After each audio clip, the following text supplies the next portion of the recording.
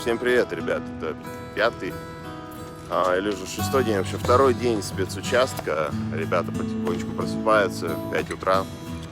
Сегодня выезд довольно-таки рано. Сейчас поговорим с экипажем и узнаем, что они по этому поводу думают.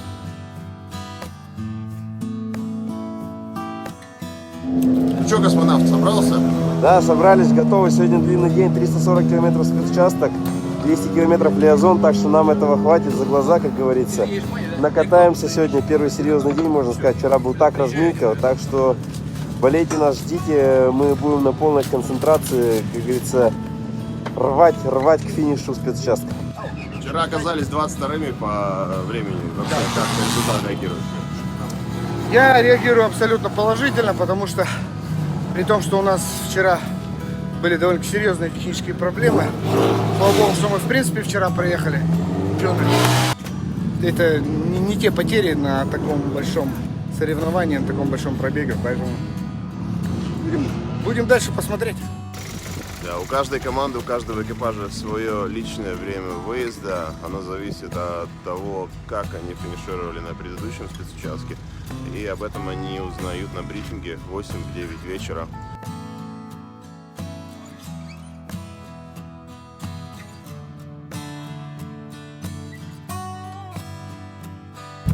Позвоночек поджали.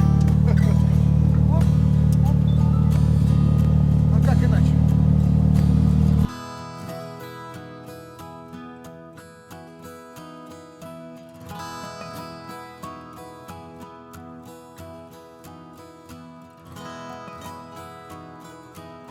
Всем привет, меня зовут Власюк Антон, я штурман Сергея Корякина, мне 29 лет исполнилось буквально неделю назад.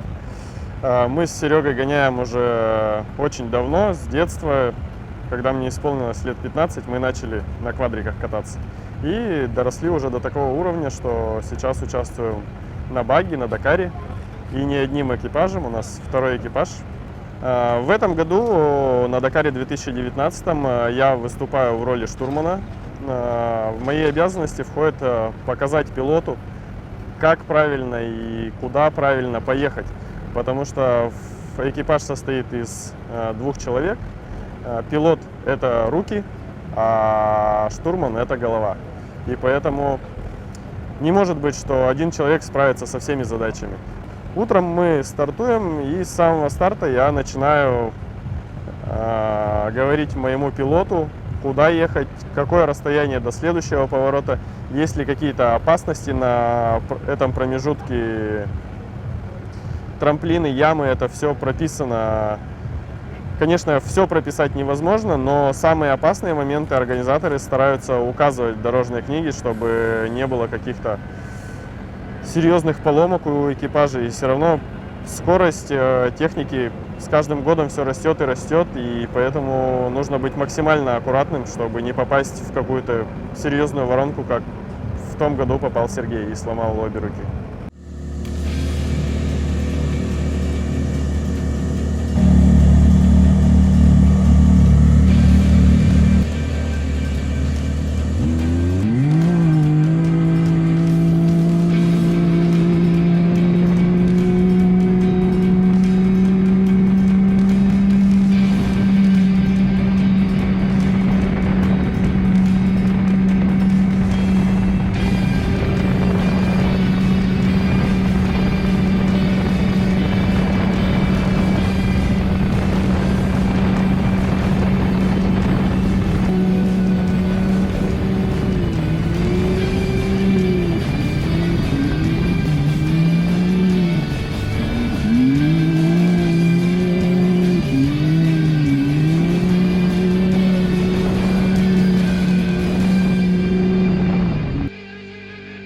Экипаж уехали, а мы пойдем сейчас перекусим, у нас примерно полчаса есть до выезда.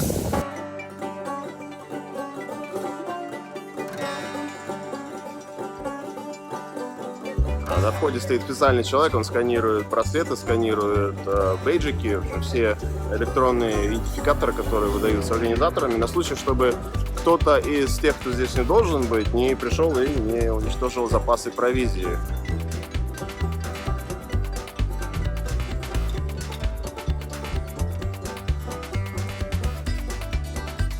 Приятного аппетита, товарищ. Взаимно. Ну как? Кто не работает, тут ест или больше?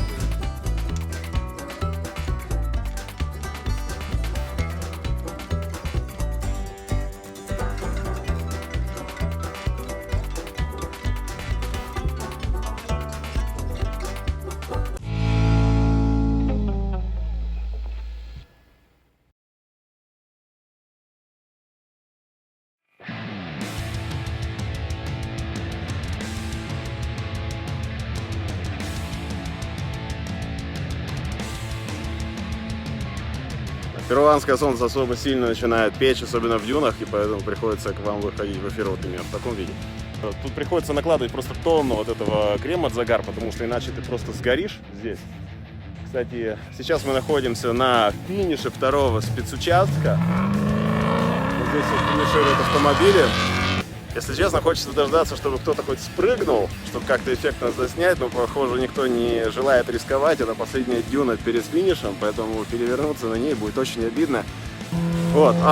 И насчет комментариев, да, я все читаю, я по возможности отвечаю либо сам, либо вообще в съемочный план входил, как я сказал, уже некий интерактив, вы просто задавайте вопросы, и либо я уже из отснятого материала на них отвечу, либо ребята ответят, так или иначе по ходу всех этих серий. В этом-то и заключалась идея того, чтобы вы просто наслаждались контентом, смотрели интересный материал, узнавали что-то больше по Дакару, ну, естественно, с нами каким-то образом общались. Я, как уже сказал, готовлю материал, стараюсь, чтобы он выходил каждый день, интерактивно, насыщенный на какие-то события, насыщенной информацией, и по возможности, естественно, всего объема работы, который сейчас проводится, очень тяжело сделать. И у меня к вам встречная просьба, просто если есть возможность, поделитесь, пожалуйста, ссылкой у себя в соцсетях, в ВКонтакте, в Фейсбуке, где вы там сидите, чаще сидите, где у вас друзей больше всего. И просто что-то закомментите к посту, что мы тут снимаем. Да, что касается анбордов, анборды будут, они есть. Сейчас установили еще дополнительную камеру к Сереге. Теперь она будет снимать еще и кабину изнутри. А про аппаратуру я чуть позже расскажу, уже когда, наверное, просто сяду там и покажу, где, что это все монтирую, свожу.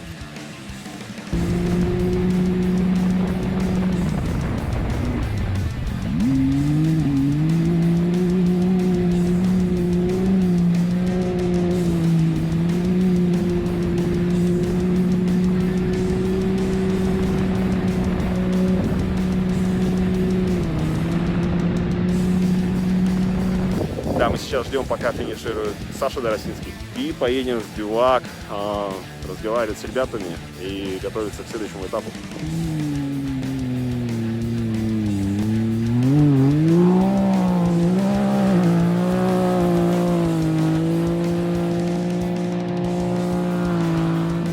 У нас за 7 километров до зоны дозаправки. Опять закончилось топливо. Нас взял на прицеп женский экипаж, потому что ни один мужчина, естественно, не остановился. Хороший участок сегодня был. Он был сложен тем, что был и песок, и камни, и нужно было грамотно выставить давление в колесах, чтобы и оно было правильное для песка и не слишком низкое для камней. Потому что для камней нужно высокое давление, для песка нужно низкое давление. И за счет того, что это был такой микс камней и песка на спецучастке, поэтому нужно было на камнях ехать аккуратно, в песке нужно было выбирать маршрут. И, конечно, давление в колесах, оно играло роль. Тут ребята спрашивают в комментариях, а шасси под баги вы сами разрабатываете или взяли готовое? Нет, шасси мы разработали сами. Это, пожалуй, основное отличие от наших конкурентов, потому что все они используют шасси South Racing, а мы используем собственное производство. И в моем понимании это наш неоспоримый плюс. Вопрос, что за мотор стоит на баге? Стандартный двигатель Rotax, как по регламенту, мы не имеем права не дорабатывать его, не изменять. Стандартный двигатель с стандартным объемом и стандартными запчастями. Очень надежный на Маврике мотор стоит. Что касается участников категории баги, на Дакар 2019 зарегистрировало 30 экипажей. По составу участников эта категория представлена 10 странами. В основном это экипажи из Чили, экипажи из этой стороны, по-моему, аж 9 штук, и за ними идут бразильцы. Бразильских экипажей 4. 2 экипажа от России, собственно говоря, наши ребята. А еще есть несколько экипажей из Испании, Португалии, И еще каких-то стран, вроде Испании, Германии, я уже точно не помню. Да, что касается претендентов на победу, выделить можно, конечно же, бразильца Ринальдо Варелло. Именно он и выиграл Дакар в прошлом году в этой категории. Да, помимо этого, Игнасио Кассали тоже пересел на багги, будет пытаться выиграть Дакар тоже в двух категориях, как и Сергей. Они, как он мне сказал, очень хорошие друзья, но, естественно, в Дакаре они ярые соперники. Это был второй день на Дакаре. Не забываем подписываться, ставить лайк и увидимся завтра.